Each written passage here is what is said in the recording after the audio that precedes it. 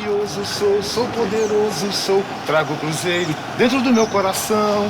E arrebenta, vai, sacode a massa, vai, balança a rede num delírio de emoção. Sou mafioso, sou poderoso, trago o cruzeiro dentro do meu coração. Vou levantar minha bandeira, azul da cor do céu, descendo pela Catalão. Eu vou zoando de buzu pro Mineirão. Quando chego ao estádio, sinto no peito bater forte o coração. Dando aula pra galera, a máfia azul vai abrindo o bandeirão e arrebenta, vai. Hoje, larguei tudo pra te ver, faço isso por amor, dou a vida por você. Zero, paraíso para sempre, te amar eternamente, nada pode nos deter.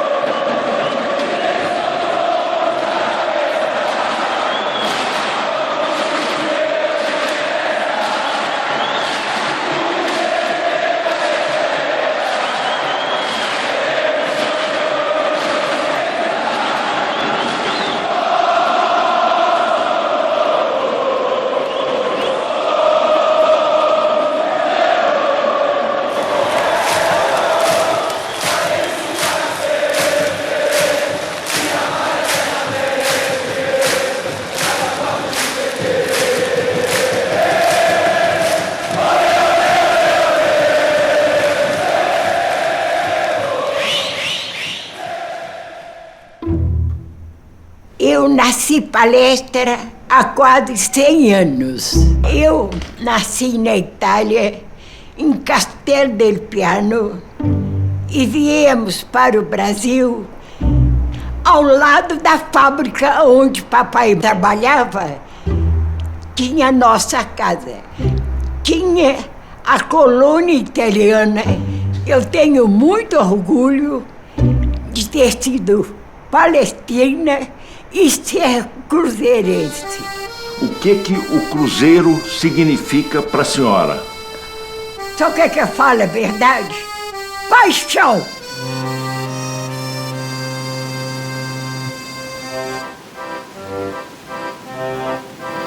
Quando se fala de Itália, às vezes as pessoas relacionam o Império Romano, aquela coisa toda. Não, mas Itália mesmo, é século XIX. A Itália é um dos países mais recentes aí, dos países mais conhecidos e famosos do mundo. Então aquela região era um aglomerado de territórios, né, que inclusive eram muito rivais entre si. E por conta de ter algumas regiões que no século XIX eram paupérrimas, acontece então esse fluxo migracional, principalmente para os países do continente americano. Então, os solteiros geralmente iam para os Estados Unidos, muita indústria, e aqui o Brasil e a Argentina traziam mais famílias. E aí nós temos o papel dos agenciadores, que eram funcionários do governo, não diretos, mas eram contratados pelos governos brasileiros, né, dos estados brasileiros, para captarem a mão de obra. Eles andavam pela Itália, por aquelas cidades que eram as mais necessitadas, certamente, e eles faziam a oferta: olha, sai dessa miséria e vamos para o Brasil. Há um cartaz de época que faz uma propaganda assim maravilhosa. No Brasil é quente, calor. No Brasil há frutas, alimento em abundância. Lá você vai conseguir construir, edificar o seu castelo. Aqui eles passam a ser entendidos como um povo italiano como um todo. que era o que não acontecia com ele na Itália. Na Itália ele era napolitano, ele era do Vêneto, ele era romano. Ele não era visto como italiano, ele passa a ser visto aqui como italiano, né? Mas já havia a imigração em massa para o Brasil anterior a 1888. Não começa em 1888, mas ela se acentua a partir da abolição da escravatura, sobretudo aqui em Minas Gerais. Então fala que o italiano veio para substituir o negro que foi livre. Não, aqui em Minas, ele veio para trabalhar ao lado do negro. Acho que eles eram chamados de os escravos brancos, porque eles vinham aqui para serem tão explorados quanto os escravos que tinham acabado de ser alforriados. O Curral del Rei foi escolhido como o local onde seria edificada a nova capital do estado de Minas Gerais, que até então era Ouro Preto. Porque em São Paulo já tinha uma colônia forte, e a opção de Belo Horizonte ocorre, em parte, pela oportunidade de construir uma cidade que estava nascendo, com muita chance de trabalho e de deixar para trás uma vida de muita dificuldade. Inaugurada a nova capital, cujo nome escolhido foi Belo Horizonte. E estes imigrantes, eles permanecem, participam da primeira sociedade de Belo Horizonte. Nessa época, a população de italianos em Belo Horizonte era maior do que as outras populações, inclusive de brasileiros. Então se construiu colônias agrícolas, muito homogêneas, porque vinha o pessoal todo de um lugar para outro lugar aqui em Belo Horizonte. Esses bairros que vão da região da Serra até o Carlos Prates, Magiana, Avenida do Contorno, todos eram colônias agrícolas, né? Então os italianos chegaram aí. Mas vai acabar ficando marginalizada dentro da cidade, né? E vai acabar ocupando a região, curiosamente, às margens do Rio Arrudas, que era a região menos valorizada, que é o Calafate, Américo Werneck, Lagoinha, posteriormente o Barro Preto. O Barro Preto, assim, ele era o terreno, assim, talvez menos valorizado da cidade, porque era uma baixada, era na margem do rio, né? Ali o nome Barro Preto, porque tinha aquela barro preto, na volta do rio, bairro, era um lugar onde lavadeiras lavavam roupas, não era um lugar sofisticado eram as colinas.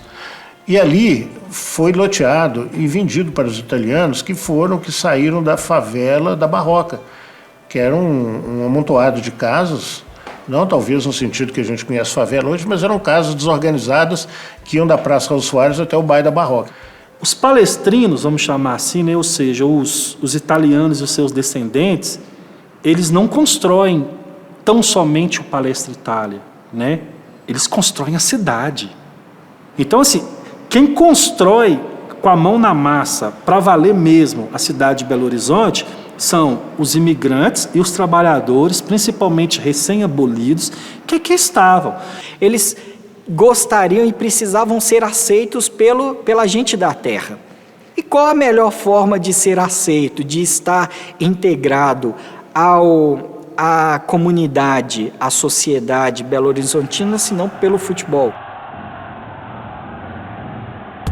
Em 1903, começa o futebol na cidade. Um estudante mineiro que estava na Suíça voltou trazendo bolas e ele criou o Esporte Clube Futebol. O Esporte Clube Futebol tinha duas equipes para uma enfrentar a outra. O campo era na Praça Rui do Barbosa, que a gente chama de Praça da Estação. Alguns meses depois, só no final de 1903, criaram-se mais dois times em Belo Horizonte. O Plínio Futebol e o Atlético de Belo Horizonte, que não tem nada a ver com o Atlético Mineiro. 2 anos depois, em 1906, a colônia italiana tentou criar um clube e criou então o Americano, tá? Só para jogadores, só para descendentes de italianos, mas não deu certo, não foi para frente. Em 1908 se fundou o Atlético Mineiro, né? Aqui filhos de famílias abastadas, filhos de comerciantes, né? Em 1910 se fundou o América. Quer dizer, o América se fundiu com o Minas Gerais. Por isso, a América começa a contar a história dele a partir de 1912 e não de 1910. Então, a América fundiu com Minas Gerais, manteve o nome. O Atlético, anos mais tarde, viria a se fundir com o Higiênicos. Nessa altura, os clubes principais eram os dois e mais o IALI. O IALI era no Barro Preto, Por isso tem essa confusão que muita gente pensa que o Palestra é a continuação do IALI. Não era, e pelo contrário, havia muita rivalidade. Em 1916, os italianos tentaram novamente criar um clube e criaram o Screte Italiano. Também não deu certo. Os jogos aconteciam num campo que era um hipódromo, né? Ao mesmo tempo que ele era um estádio de futebol, ele também tinha corridas de cavalo.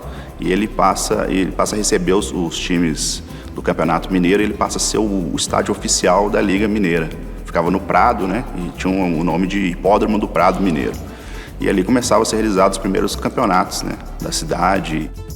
E aí, nessa pré-palestra, nós tínhamos alguns times de futebol que já tinham sido fundados, onde haviam italianos ou ítalo-descendentes. Então, eles jogavam por esses times.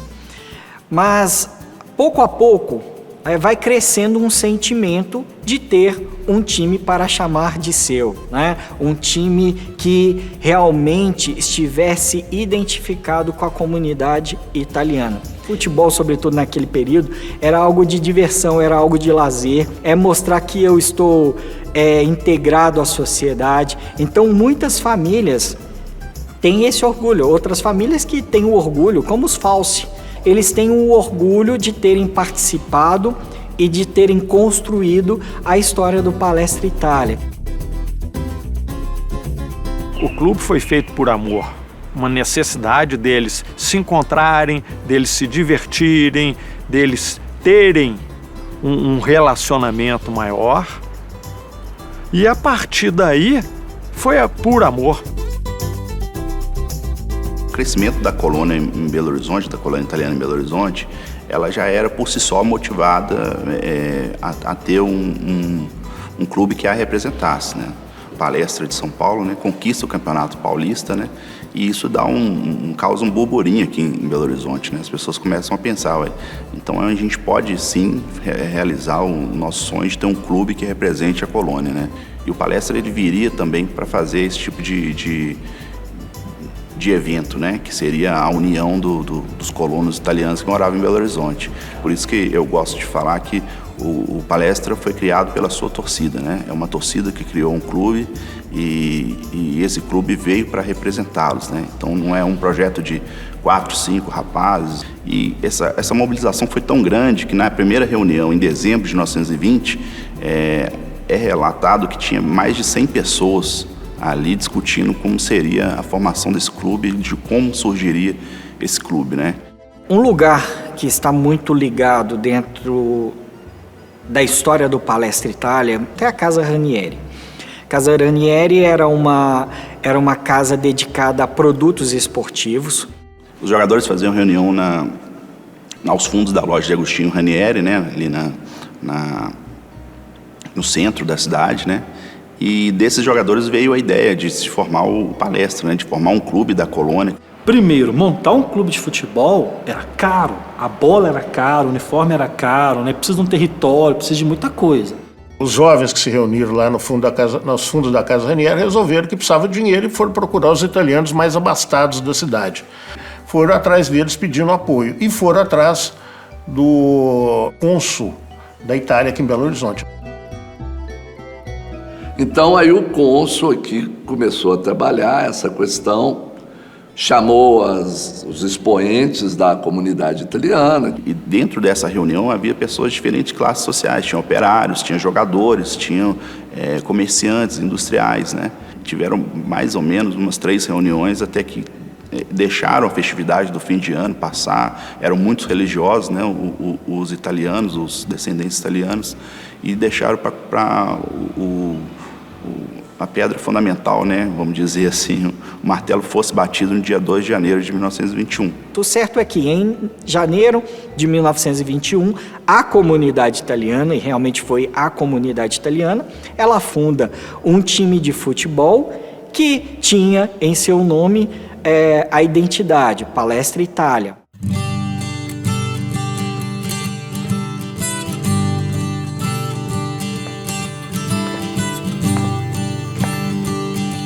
No campo da luta, entramos contentes, sentindo frementes a alma vibrar.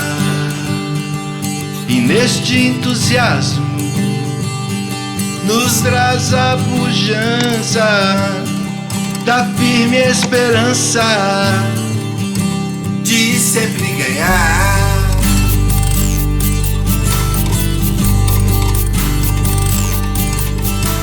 Somos o Palestra, escola elevada, por nós consagrada à força e ao valor.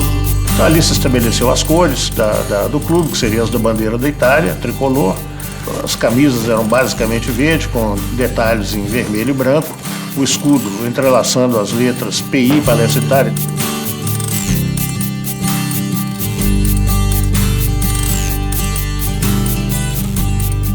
Primeiro, o Estatuto do Palestra Itália, está registrado no cartório, ele diz que ele é aberto a italianos, brasileiros e gente de qualquer cidadania do mundo.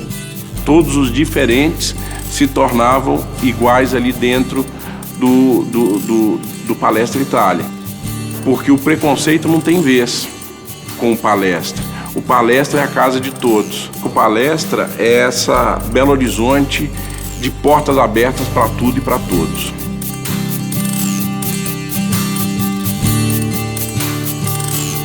O primeiro jogo do Palestra ali contra um combinado formado por Vila Nova e Palmeiras. O Palestra venceu por 2-0.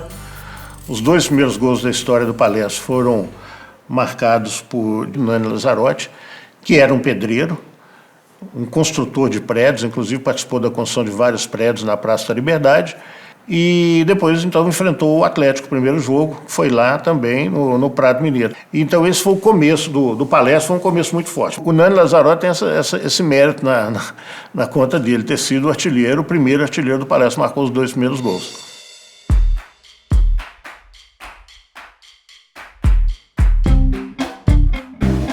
Logo depois da fundação do Palestra, já nos primeiros meses, já é levantada a questão do onde o Palestra vai jogar. Apesar do Palestra Itália ter nascido no centro, a região do Barro Preto era uma região muito habitada por italianos. O estádio, o terreno, é colocado ali.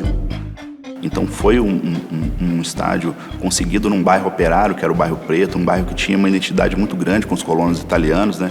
E boa parte daquela colônia, daqueles operários que ali viviam, puderam participar da construção do estádio. Que foi construído pelo Nani Lazzarotti, que já era construtor na época, tinha sido o primeiro artilheiro e também era o construtor.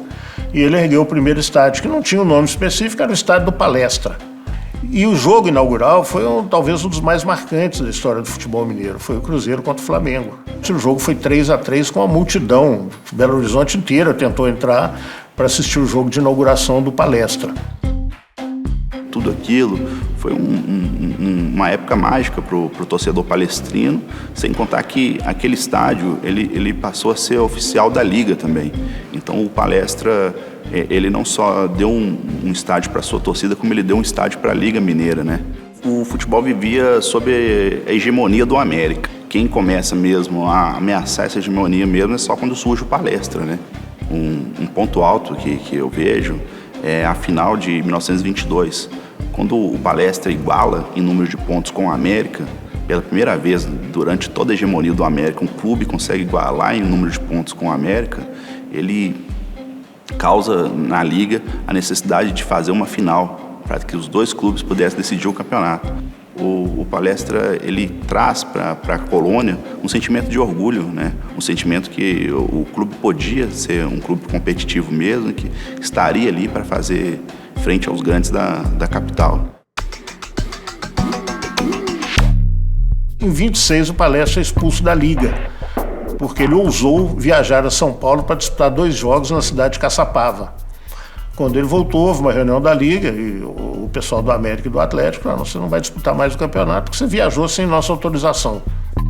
O Palestra, em vez de vir pedir perdão ou fazer algum tipo de média para poder ser reaceito no campeonato na Liga Mineira, ele simplesmente juntou com outros clubes já dissidentes, né, e montou uma outra liga. O Palestra ganha facilmente, tinha um vigor técnico maior, uma capacidade técnica maior que os outros clubes, né.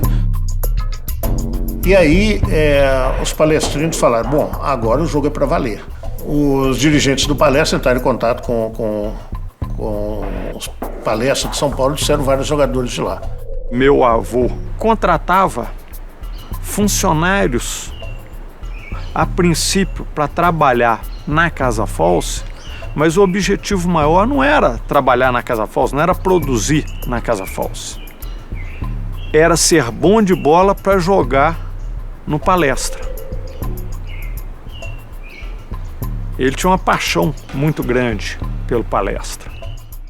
Bom, nessa época surgem jogadores extraordinários. O Ninão, que não era o que a gente chama de centroavante hoje, ou que seria o meia-direita ou meia-esquerda. Na época se jogava num esquema diferente, o WM, você tinha 5 atacantes, e o Ninão era um dos escoltas do centroavante. E ele marcava gols de uma forma absurda. O percentual de gol dele é maior do que o Pelé. A partir daí, o Palestra forma o primeiro grande time da história do Cruzeiro Esporte Clube, né?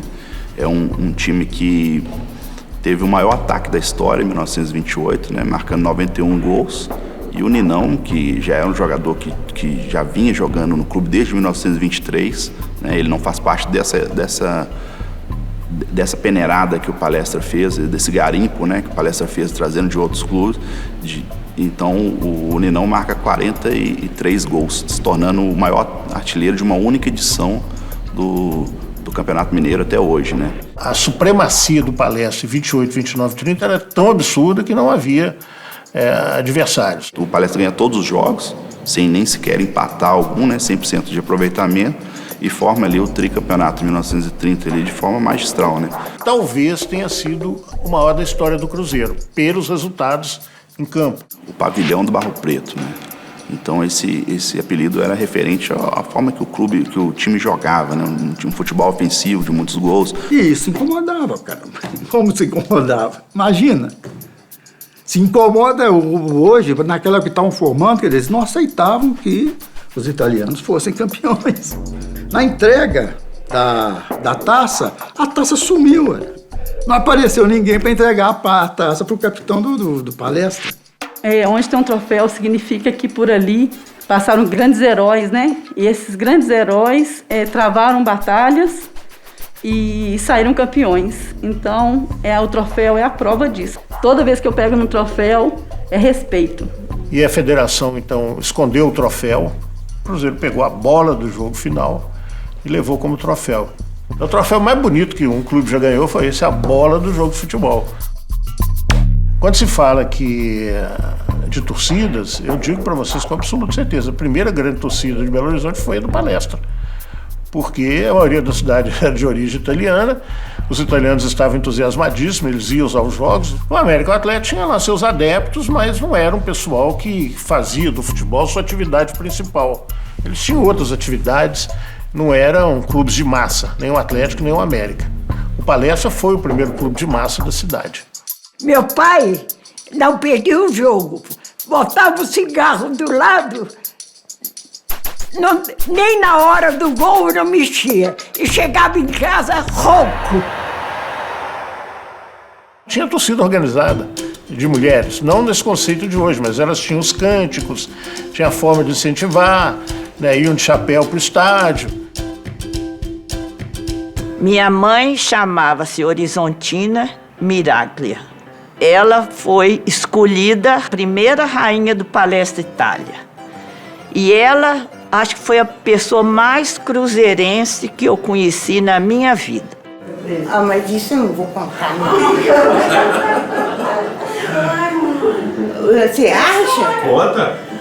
Porque ele era muito doente, né? Uma pessoa do lado dele e falou, essa italianada, naquele tempo que tinha muito italiano no campo jogando. E eles só querem saber de comer macarrão. Isso a gente ouvia muito. Papai só levantou e fez tá na cara dele. com um soco daqueles italianos. E o que aconteceu? Ele foi parar na delegacia.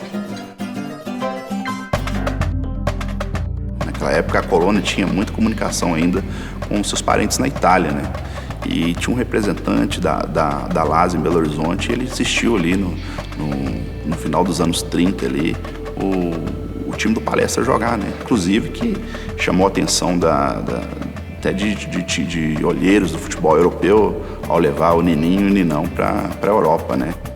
Então a repercussão foi tão grande aqui da saída de Ninão e Nininho para a Lazio que acarretou que outros jogadores fossem também a ingressar ali no futebol europeu ali, fazendo com que eles fossem os pioneiros, né, do futebol brasileiro a jogarem na Europa. Falando dos anos 30 do Palestra, você tem que falar do Nijinho, sabe? O Nijinho foi um jogador fundamental. O Nijinho já aliava as duas coisas, tinha talento e força. E ele começou a jogar num time pequeno da Floresta, veio para o Palestra, e já com 16, 17 anos jogava. Era um jogador, assim, muito acima da média dos jogadores locais. Que não durou muito, lá pelo ano de 32 ele também ingressa no futebol da Lazio, né? Com a perda desses 3 jogadores, o Palestra então entrou numa fase de decadência técnica, que durou 10 anos. Sem dúvida, a família Fantoni teve uma participação não só, como eu posso dizer, dentro das 4 linhas, como fora das 4 linhas também, né? Então, é uma família que é um dos pilares da história do Palestra, com certeza. É talvez o maior clã na história do futebol brasileiro. Ninão, Nininho, Nijinho, Orlando Fantoni, Benito e Fernando, esses 2 últimos filhos do Ninão. E aí quando o Nijinho ele desembarca em Belo Horizonte, né, os clubes perguntam a ele, os repórteres perguntam a ele: você tem a proposta do Peñarol, você tem proposta do Flamengo, do Botafogo, por que você vai voltar pro Palestra, né? E aí ele diz, os Fantoni são uma extensão do Palestra. Então ele, querendo ou não, em outras palavras, ele disse: eu estou voltando para minha casa, né? A história que antecede a chegada de Tostão, Disseu, Piazza, né? Nijinho é, sem dúvida nenhuma, um jogador que a gente deve mais referenciar, né? De ataque que eu vi jogando foi o Nijinho. Craque. Ele fazia cada gol extraordinário. O Nijinho é uma enciclopédia do futebol naquela época, tipo Messi, que agarra a bola no pé direito aqui e joga a canhota e ninguém toma a bola dele. Mais ou menos assim. Ah, era bonito ver ele jogar. Eles faziam muito gol. O Nijinho ele era conhecido como um menino metralha. Era um jogador de decisões, ele crescia tanto em finais como em clássicos. Então o maior artilheiro do confronto contra o Vila é o Nijinho. No confronto contra o América é o Nijinho, no confronto contra o Atlético também é o Nijinho, 25 gols. E ele fica o ano de 35 e o ano de 36 todo aqui. E nesse ano de 36 ele estava num nível técnico muito alto, que ele jogou na seleção mineira, se destacou na partida e foi convocado para a seleção brasileira. Sendo assim, ele foi o primeiro jogador de um clube mineiro a vestir a camisa da seleção brasileira.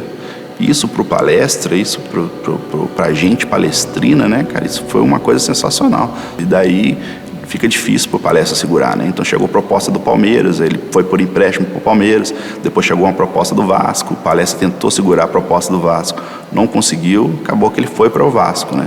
Então ele joga no Vasco de 37 a 38, né? E 39 ele volta para o Palestra.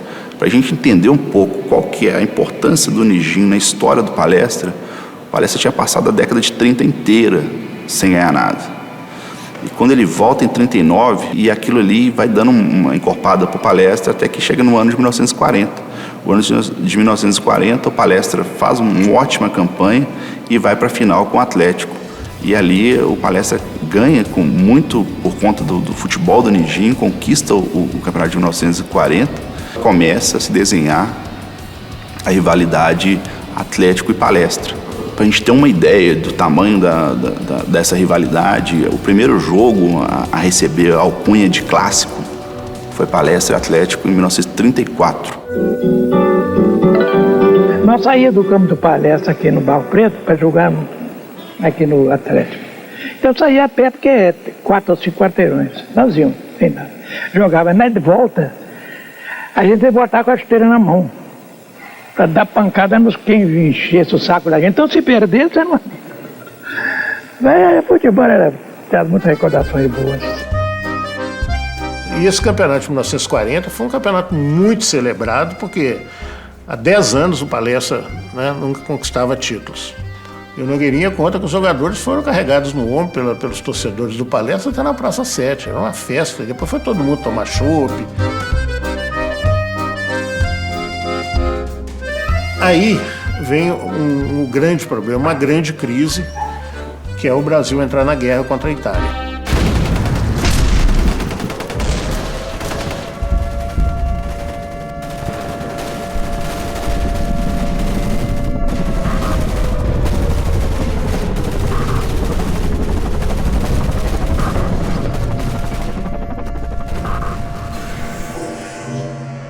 Muito medo. A agressão era muito grande, porque houve uma revolta muito grande na cidade. Eu sofri muito também, porque eu me formei para lecionar. Quando eu fui buscar meu diploma, me negaram, porque eu era italiana. Eles perseguiam mesmo, quebraram tudo. Você não podia nem falar que era filho de italiano, que eles pegavam e davam um pau mesmo, viu?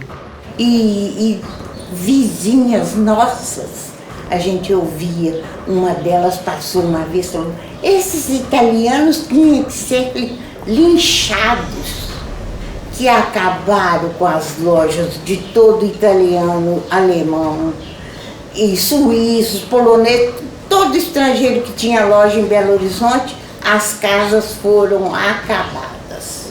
A própria Casa False, pelo fato de termos a origem italiana, eles quiseram colocar fogo. Foi impedido por funcionários. Falaram, não é italiano, é brasileiro, eu sou brasileiro, eu trabalho aqui. E aí conseguiu, veio polícia, etc. tal. Nós sofremos muito com isso, eu era garotinho, tanto que eu fui matricular na escola particular de pré-primário, né? E como minha descendência era italiana, não me aceitaram. Depois, meu irmão mais velho foi expedicionário, aí salvou a pátria. Que aí pusemos um retrato dele, soldado brasileiro na Itália. Poxa, em 42, o que estava acontecendo era uma tentativa, uma força, uma luta de sobrevivência do caso do Palestra Itália. O Palestra surge exatamente quando termina a Primeira Guerra e o Palestra muda de nome exatamente dentro da Segunda Guerra. O Palestra Itália, ele sobrevive num período entre guerras mundiais.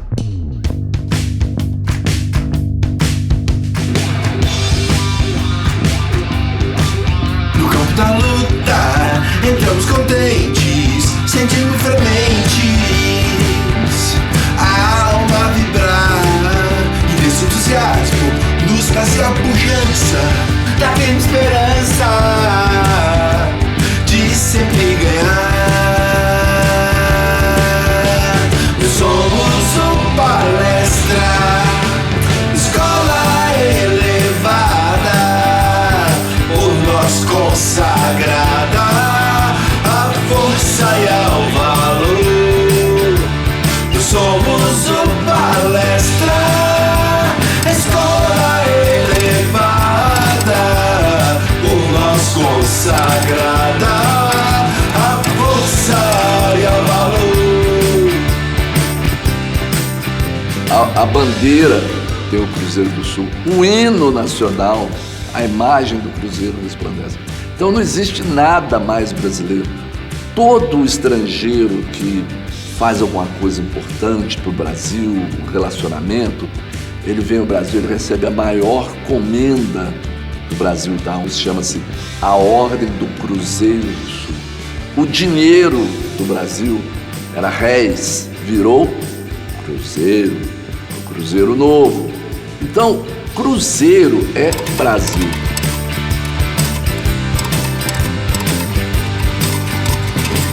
Agora, os italianos ficaram chateados. Mas e nós, italianos? Não, as estrelas estão no céu. O céu é azul. Então, a camisa vai ser azul com as estrelas brancas, o escudo com o Cruzeiro do Sul. Essa era o que se falava para as autoridades, para o povo brasileiro, mas na verdade ela era o azul, porque o azul é a cor da Casa de Savoia, que é a cor da camisa da seleção italiana. Então o Cruzeiro era a seleção italiana, os italianos jogando no Brasil com o escudo do Brasil.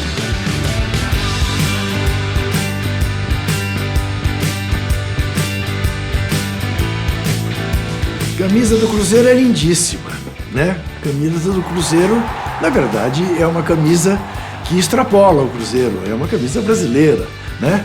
Da nossa constelação. É uma representação de história do Brasil, história de Minas Gerais, mestiçagem, hibridismo, representações celestiais, cores, né? Que cria um ícone fantástico, que é a camisa do Cruzeiro.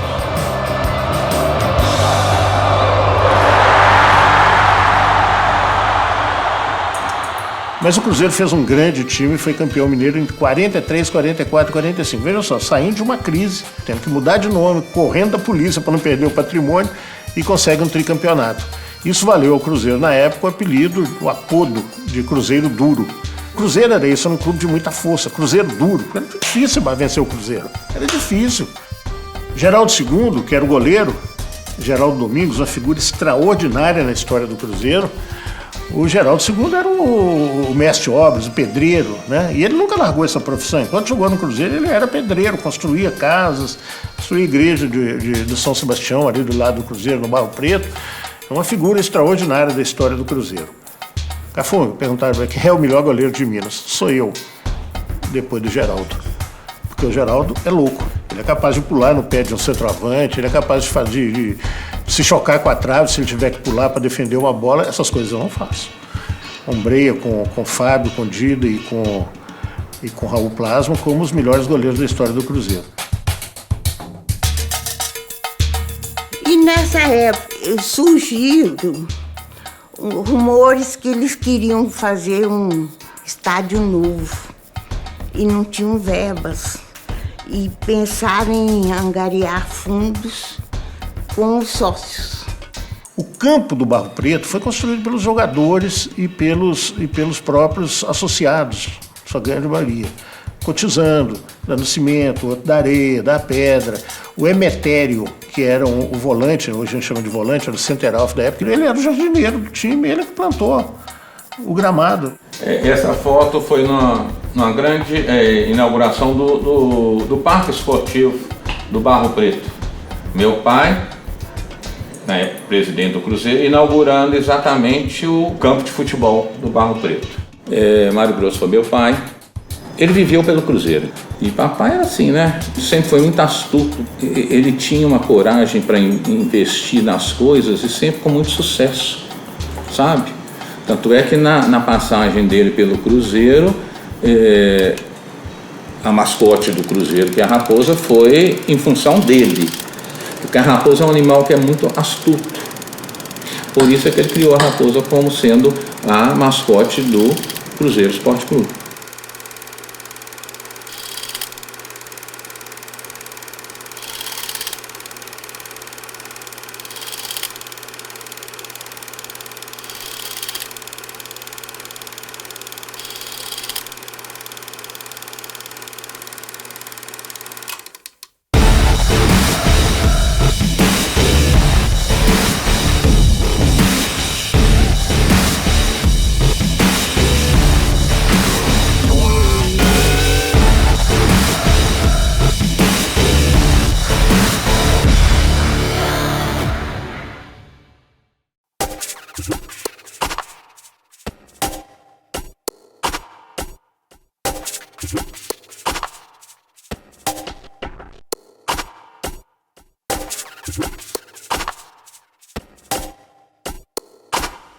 O Cruzeiro tem muitos anos que não ganha um campeonato.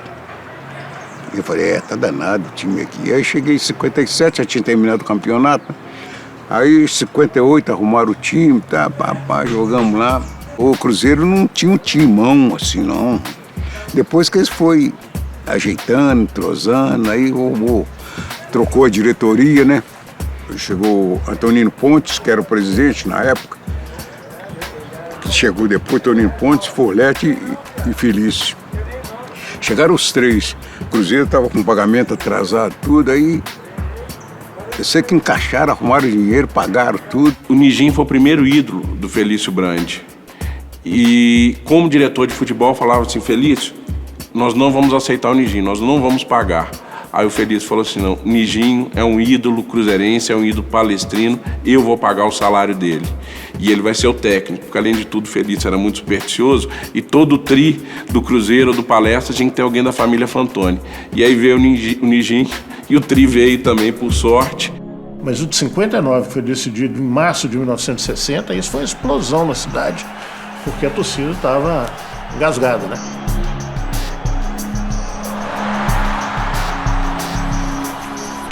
E aí começa uma outra fase da história do Cruzeiro.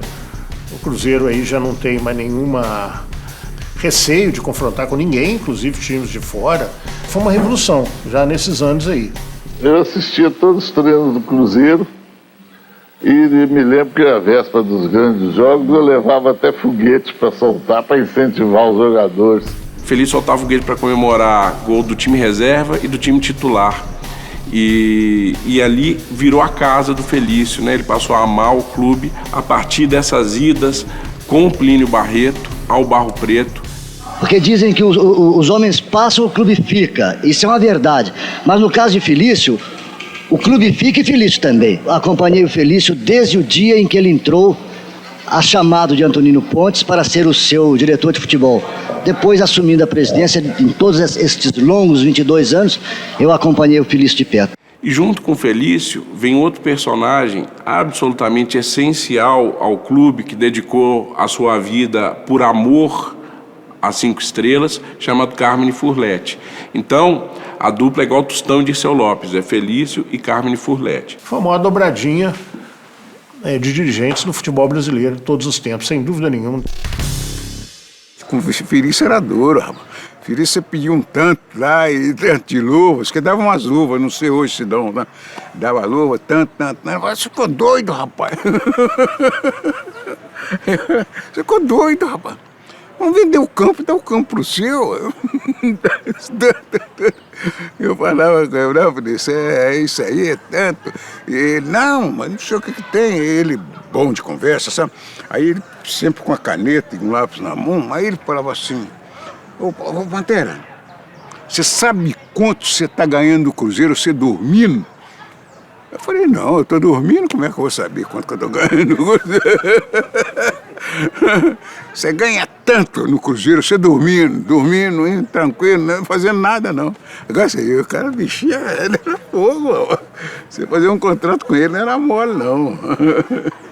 Logo que nós assumimos a direção do Cruzeiro, nós começamos a procurar grandes valores e conseguimos formar várias grandes equipes. Raul, Pedro Paulo, Procópio, William Procópio Neco, Piazza, Dirceu, Natal, Evaldo, Tostão e Hilton Oliveira. A primeira vez que eu me lembro, com clareza, de ter ouvido falar em Tostão foi numa tarde de sábado, na casa dos meus pais. Me lembro do narrador da TV Tupi, Walter Abrão, se referindo a Tostão da seguinte maneira: dizem aqui em Belo Horizonte que Tostão é o Pelé mineiro. E eu achei muito engraçado. E comentei com meu pai, imagina um cara com o apelido de Tostão, pode ser o Pelé. Pelé já valia milhões de dólares.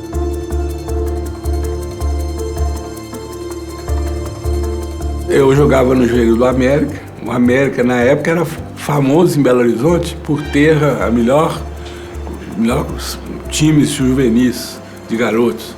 Então, com 16 anos, o Cruzeiro me procurou para falar, nós queremos que você seja jogador profissional. Aos pouquinhos eu fui me tornando ali o craque do time. Um ano depois, com a minha idade, chega um outro grande craque, que é o Dirceu Lopes.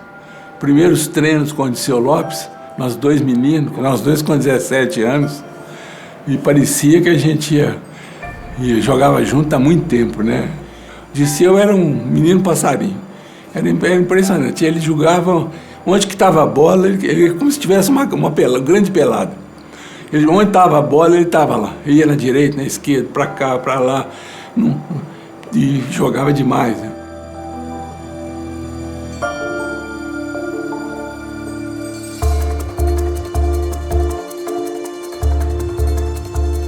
Desde pequeno aqui nos campinhos de futebol, e cujo sonho era ser um dia um jogador de futebol do Cruzeiro, né? Era o meu sonho de menino, de criança. E aí, com 16 anos de idade, eu recebi o convite do Cruzeiro e pude transformar o meu sonho em realidade. Mas eu não cabia de mim, de felicidade, de poder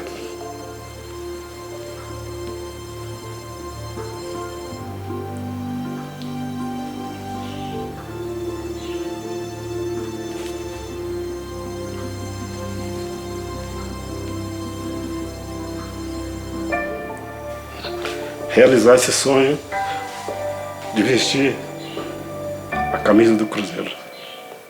Dirceu, Zé Carlos deixou com Tostão, arremata, esporte é cultura.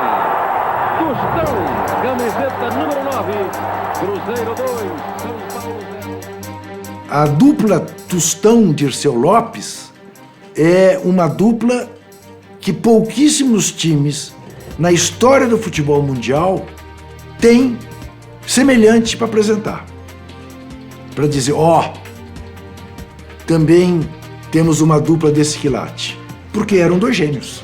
O Tostão antecipa no futebol mundial a coisa de resolver as situações rapidamente, de resolver com um toque só, no máximo 2 toques. Aquilo que o Armando Nogueira dizia, o bom jogador vê, o craque antevê. O Tostão antevia. O Tostão, porque o Tostão além de ter tido o talento que teve para jogar futebol, o Tostão é uma inteligência absolutamente rara. O Tostão é gênio da raça. Gênio da raça. O Tostão é uma coisa assombrosa. E é bom as pessoas terem consciência disso. Individualmente, o Dirceu, tecnicamente, o futebol até mais bonito, mais elegante, mas o Tostão é mais de visão de campo, assim. E com a vantagem que o Tostão, se você entrasse no espaço certo, na defesa contrária, quando a bola estivesse no pé dele, ele tinha capacidade de enxergar esse jogo, de colocar essa bola para que você chegasse na cara do gol e fizesse o gol. Mas que eu gostava de ver jogar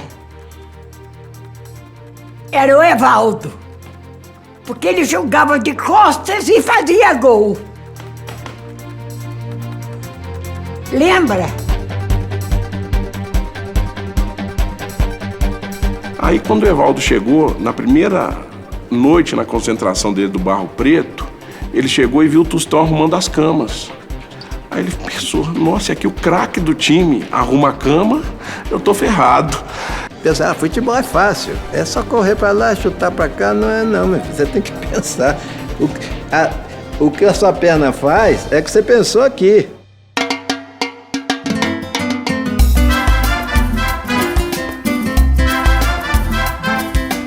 Ela me chamou, antes de um jogo treino, faltavam uns 15 dias, 10 dias para começar a Copa. Falou, eu quero que você que vai jogar, mas eu não quero que você jogue igual no Cruzeiro, vindo lá atrás para receber a bola. Eu quero que você jogue na frente. Tem jeito de você fazer isso? Falei para ele na mesma hora. Não tem problema, vou jogar como o Evaldo joga no Cruzeiro. Eu vou ser o Evaldo na Copa, o que o Evaldo era para mim e do seu Lopes. Então eu fui para o Jairzinho e para o Pelé, o que o Evaldo era para mim e do seu Lopes. A gente tinha esse privilégio, jogando um pouco mais atrás, agarrado mais à defesa, de ficar assistindo aquela costura técnica dos jogadores do Cruzeiro, com o Disseu, com o Tostão, com o Natal, um abre a perna, o outro vem e faz.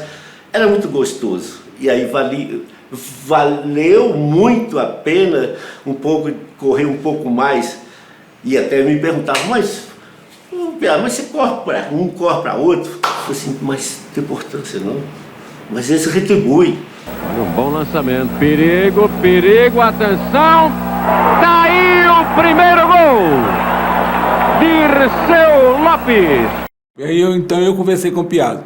Piazza, não falo nada com o Dirceu Lopes, deixa ele jogar do jeito que ele sabe, para não atrapalhar. E nós dois vamos cuidar da parte coletiva. Então eu e o Piazza éramos técnicos em campo.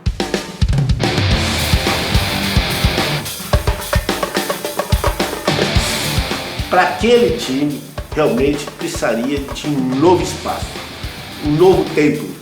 E o Mineirão foi realmente a obra, eu diria, divina, a obra que calhou.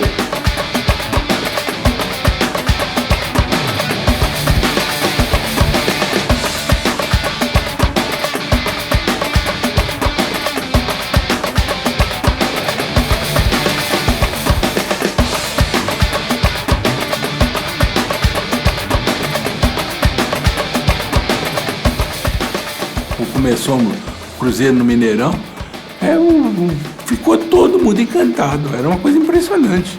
Que a gente ganhava de 6, 7, 8, 9 e jogava, era um espetáculo de futebol.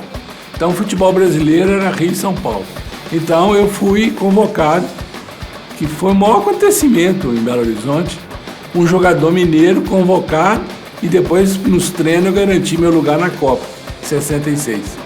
Teve um jogo treino do Cruzeiro contra a seleção brasileira. Aí meu pai estava doido para conhecer o Pelé. Mas porque a gente estava. Aí eu apresentei o Pelé para ele, sempre sabe, ele chorou, me deu o Pelé.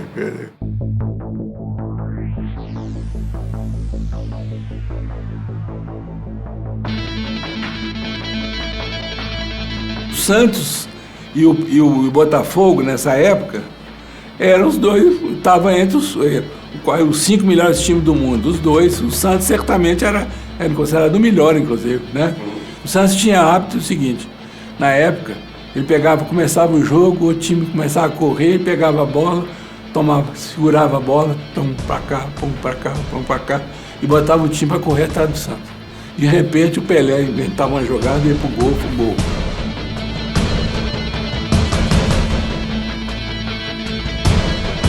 Então, nós temos que surpreender ele, começar na correria grande, né? E o Cruzeiro corria tanto, né? Eu, Disseu, o Evaldo, Natal, mexíamos tanto, né? Que o Santos ficou doido. Nós passávamos e um trocava o passe rápido pro outro. O Santos não via a bola, não conseguia marcar a gente e nem tinha bola. Então foi um jogo 1000 por hora.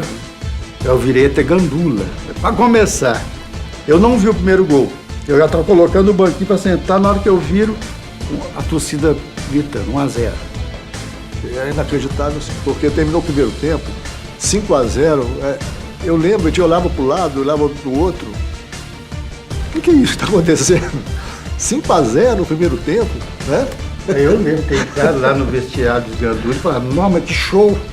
E só tinha o Ganduras criticando. E tudo ficava amarrado. No meio do gramado, recolhe o quarto zagueiro da equipe mineira, que é Procópio entrega Neco. Neco dá na frente, Tostão, vai descendo o jogador da seleção brasileira. Entrega no comando do ataque, Evaldo. Evaldo rolou na direita para Dirceu Lopes, faz a abertura na frente para o Natal, correu, chutou.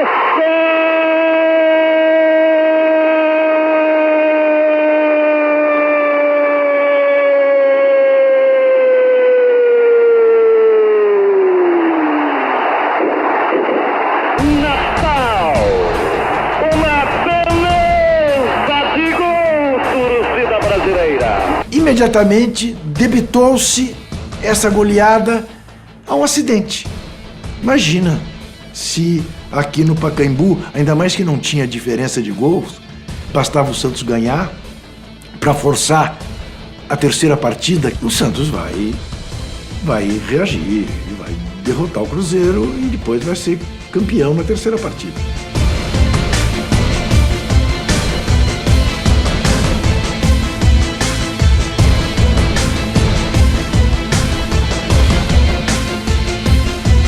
Mas o Santos entrou para tentar fazer o que o Cruzeiro fez no Mineirão. Tanto que de pronto fez 2-0. E eu recordo bem ainda que quando estava 2-0, o Pelé pegou a bola quase lá no meio de campo, com o campo molhado, tudo, e bateu pro gol. Ela resvalou no poste do lado direito do Raul, embaixo, que ela foi rasteira, e saiu para linha de fundo. E eu lembro, o Pelé comentou para mim, é questão de sorte, viu? 2-0 para o Santos no intervalo, né? É a famosa história do presidente da Federação Paulista de Futebol, né? Mendonça Falcão, entrando no vestiário do Cruzeiro para combinar com a direção do Cruzeiro como seria o jogo seguinte no Maracanã. Aí que o nosso treinador, Ayrton Moreira, que inclusive tinha sido jogador de futebol, é que nos chamou a atenção. Vocês ouviram? Vocês viram? Então o que vocês têm que fazer? Vocês têm que acreditar em vocês. Nós temos que reagir, temos que mexer com nossos brilhos, nós temos que confiar em nós e tal. Quer dizer, é uma coisa que toca. Você fala assim, não, vamos ganhar. Mas nós estamos perdendo, vamos ganhar. Eu falo, se tiver que perder, perca. Porque o futebol não oferece só vitórias. Pode perder, chorar, mas não chore nunca por ter deixado de lutar. No segundo tempo, o Cruzeiro veio com uma avalanche. Aí começa o jogo, aí eu perco o pênalti, né? Aí aquilo me incendiou, né? Em vez de eu me bater, muitos jogadores se abatem nessa situação. Me incendiou de que eu tinha que fazer coisas dentro de campo para recuperar aquilo. Aí logo fiz um gol de falta e logo eu comecei a jogar muito mais do que eu estava jogando. E não só eu, o Cruzeiro todo cresceu em campo, empatamos o jogo. E interessante, quando o Cruzeiro fez 2-2, já dava o título para o Cruzeiro. Eu estava lá no meio do povão, lá na arquibancada, gritando para acabar o jogo, porque o Santos pressionando, um jogo terrivelmente difícil. Daí a pouco o Tostão vai na linha de fundo, dribla todo mundo, dá para trás, Natal vem e faz o terceiro. Aí eu gritei, continua.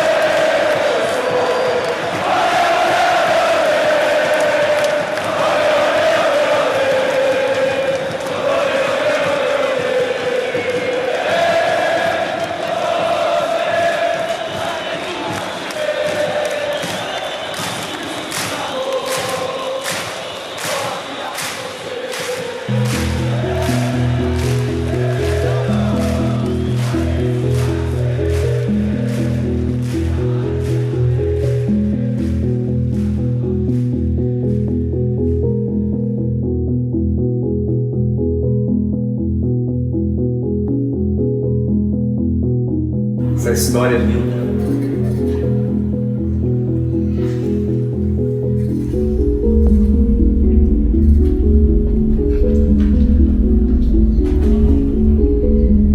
É uma emoção muito grande.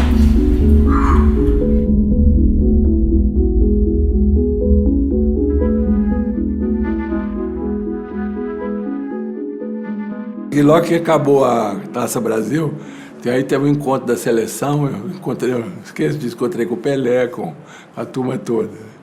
Carlos Alberto, eles brincando. Confessa aqui pra gente, vocês estavam todos dopados, não estavam? Não, era juventude e correria, meu. Tinha dope, não.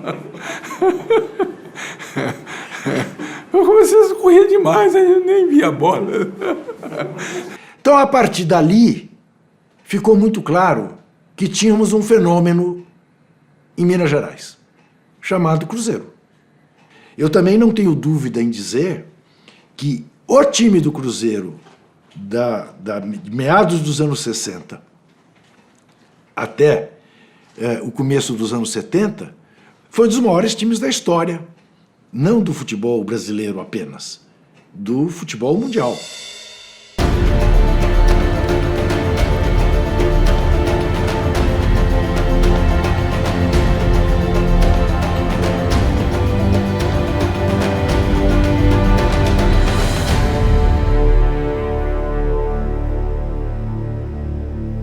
Sempre tem uma música para um grande time que é formado, seja aqui em Minas, seja em qualquer parte desse mundo. Eu não sei a letra toda, né? O que você conseguir, pra... Peraí, Raul na meta. Raul na meta. Procópio Neco. E William Pedro Paulo. Piazza e Natal. Tem Dirceu Lopes. Furacão. E o grande artilheiro Tostão. Salve! É falando que não é de brincadeira. E lá na ponta para o Hilton de Oliveira.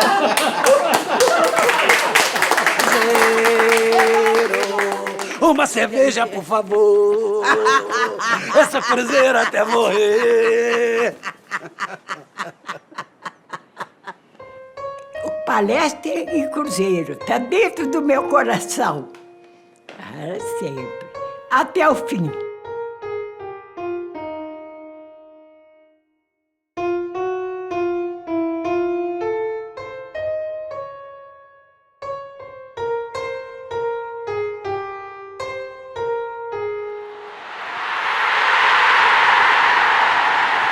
Existe um grande clube na cidade que mora dentro do meu coração. Eu vivo cheio de vaidade, pois na realidade é um grande campeão. Nos gramados de Minas Gerais temos páginas heróicas imortais. Cruzeiro, Cruzeiro querido, tão combatido, jamais vencido.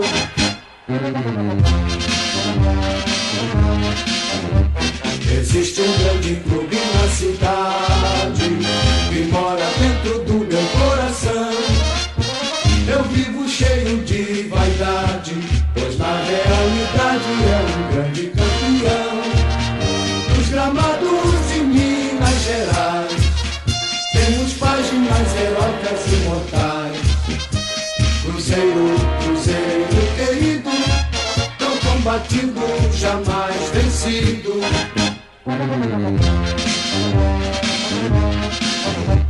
Existe um grande clube na cidade que mora dentro do meu coração. Eu vivo cheio de vaidade, pois na realidade é um grande campeão. Nos gramados de Minas Gerais temos páginas heróicas e